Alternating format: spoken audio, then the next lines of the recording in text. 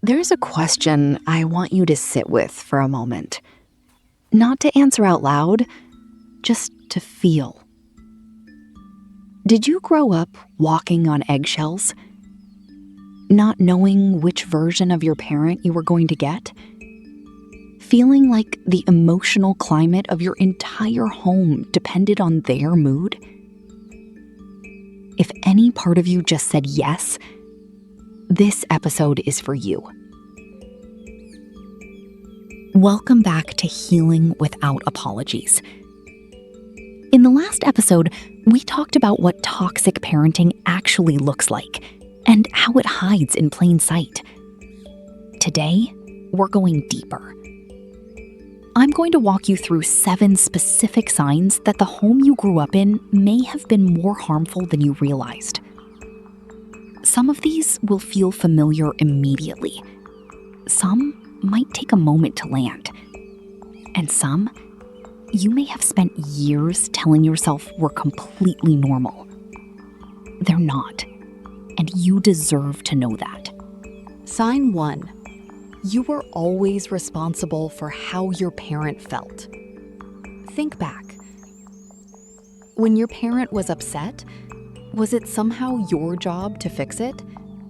When they were angry, did you find yourself trying to calm them down, make yourself invisible, or change your behavior to manage their mood? This is called emotional parentification, and it's one of the clearest signs of a toxic family dynamic because it completely reverses the natural order of things. In a healthy family, parents regulate their own emotions. Children are allowed to be children, to be messy, needy, loud, confused, without worrying that their existence is causing harm. In a toxic home, the child becomes the emotional caretaker of the adult. You may not have had the words for it then, but you felt it. That constant low-level anxiety. Am I doing enough? Is everything okay? What did I do wrong? As an adult, you might find yourself compulsively monitoring the moods of everyone around you, hyper-aware of tension in a room, exhausted by relationships, because you're always working so hard to keep everyone okay. That didn't start with your adult relationships. It started at home. Sign 2. Your feelings were regularly dismissed or minimized. You're too sensitive. Stop crying. It's not a big deal. I don't know why you're making such a fuss. If you heard phrases like these growing up, your emotional reality was being denied. Healthy parenting validates a child's feelings, even when those feelings are inconvenient, irrational, or hard to manage. A child who is told, "I understand you're upset. Let's talk about it," learns that their inner world matters. A child who is repeatedly told their feelings are wrong learns to distrust themselves. They stop crying. They stop asking. They get very, very good at pretending everything is fine. As an adult, you might struggle to identify what you actually feel in any given moment. You might minimize your own pain instinctively before anyone else even has the chance to. Because you learned early that your feelings were a burden. They weren't. They were never a burden. They were just unwelcome. Sign 3. Love and approval felt conditional.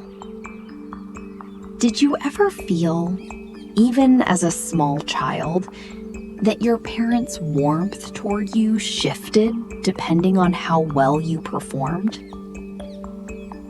When your grades were good, they were proud. When you behaved the way they wanted, the home felt lighter.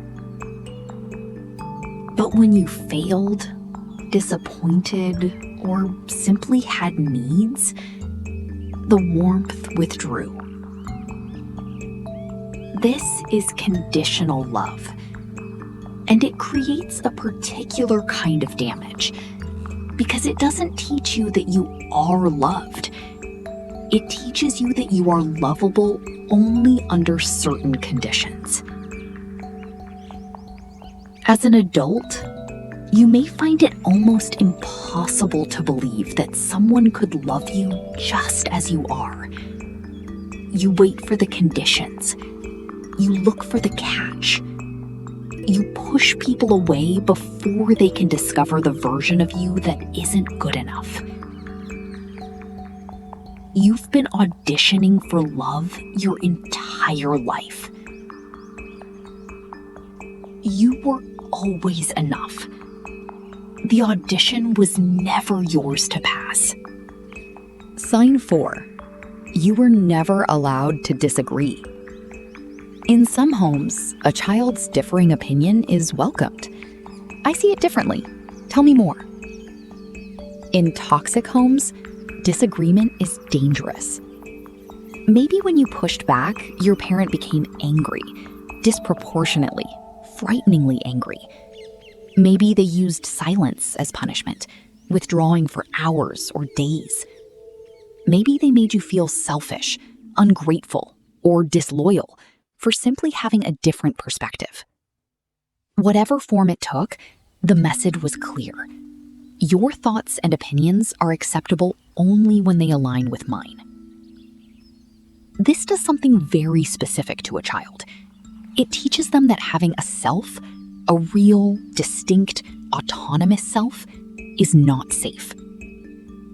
As an adult, you might find it extraordinarily difficult to assert yourself, to say what you actually think, to hold your ground when someone pushes back, to trust that your perspective has value, even when it isn't shared. You learned to make yourself agreeable, to keep the peace, to disappear a little bit rather than cause conflict. And somewhere along the way, you may have lost track of what you actually think, because thinking differently never felt safe. There was a family secret you weren't allowed to talk about. Every family has things they don't discuss with outsiders. That's normal. But in toxic families, the silence goes deeper. Maybe there was addiction in the home, and you all pretended there wasn't. Maybe there was mental illness, financial crisis, infidelity, things that were happening right in front of you that no one named. Maybe you were told, explicitly or implicitly, what happens in this house stays in this house. This kind of enforced silence puts children in an impossible position. They are living inside something real and painful, but they are not allowed to seek support, validation, or help from the outside world. They learn to carry secrets. They learn that their inner reality is not for public consumption. They learn to perform normalcy, to smile at school, at church, at family gatherings, while carrying something heavy and unnamed. As an adult, you might find it very difficult to let people in, to share what's really happening, to ask for help when you need it. Because asking for help once felt like betrayal. Sign 6. You felt responsible for keeping the family together. This one is closely related to sign 1, but it goes further. In some toxic families, children become the emotional glue. They mediate between parents. They soften conflict. They are the reason one parent stays, or the reason another doesn't leave. They are told, sometimes with words, more often without, that their behavior, their choices, their very existence has the power to either hold the family together or tear it apart. That is an unbearable weight for a child to carry. No child should be responsible for their parents' marriage, No child should be responsible for anyone's happiness. No child should feel that the stability of their home depends on whether they are good enough. If this was your experience, I want to say something clearly. That was never your job. It was never yours to carry, and you have been carrying it for far too long. Sign 7. You grew up feeling fundamentally different and fundamentally alone. This last sign isn't about a specific behavior. It's about a feeling. A feeling that you were somehow different from other children. That other families were easier, warmer, more normal. That your friends went home to something you didn't have, though you couldn't always name what that was. A feeling of being fundamentally alone inside your own family. Not because no one was physically there, but because no one was really there for you. Not in the way you needed. Not in the way that said, I see you. I have you. You are safe here. That loneliness, the loneliness of being unseen inside your own home, is one of the deepest wounds a person can carry. And it follows you into friendships where you feel like an outsider, into relationships where you wait for people to really see you and don't quite believe it when they do, into rooms full of people where you still sometimes feel completely alone. Here's what I want you to understand about all 7 of these signs. They are not evidence of weakness. They are not proof that something is wrong with you. They are evidence that something happened to you and that you adapted, brilliantly actually, to survive it. The child who learned to read moods was protecting themselves. The child who learned to be agreeable was keeping themselves safe. The child who carried secrets was doing what they had to do. That child was resourceful and brave. But you're not that child anymore. And the strategies that kept you safe then don't have to run your life now. 3 things to take with you today. First, toxic homes don't always look like disaster zones. Often, they look completely ordinary from the outside, while something important is missing on the inside.